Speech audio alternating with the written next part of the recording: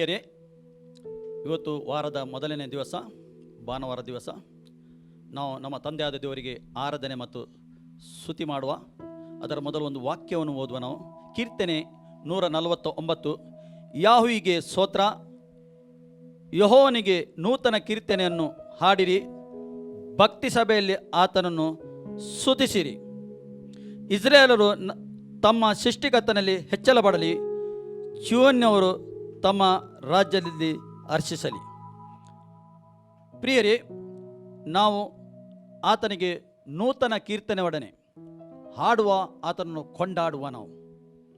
ಏಕೆಂದರೆ ನಮ್ಮ ದೇವರು ಆರಾಧನೆಯ ಸ್ತುತಿಯ ಮಧ್ಯದಲ್ಲಿ ಇರುವ ಆತನಾಗಿದ್ದಾನೆ.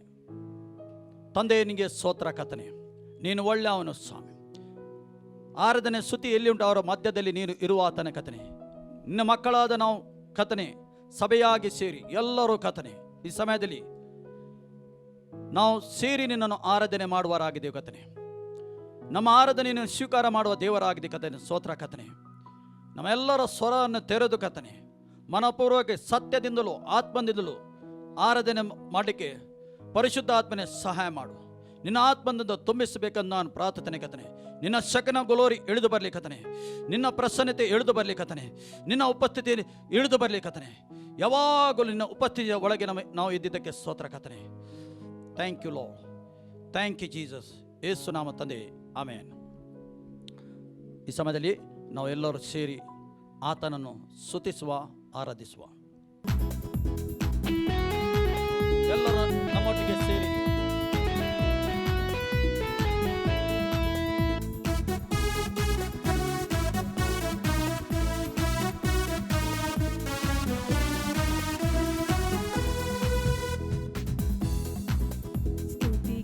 ಯೋಗ್ಯನೇ, ಮಾನಕ್ಕೆ ಪಾತ್ರನೇ, ಆರಾಧನೆಗೆ ಅರ್ಹನೇ.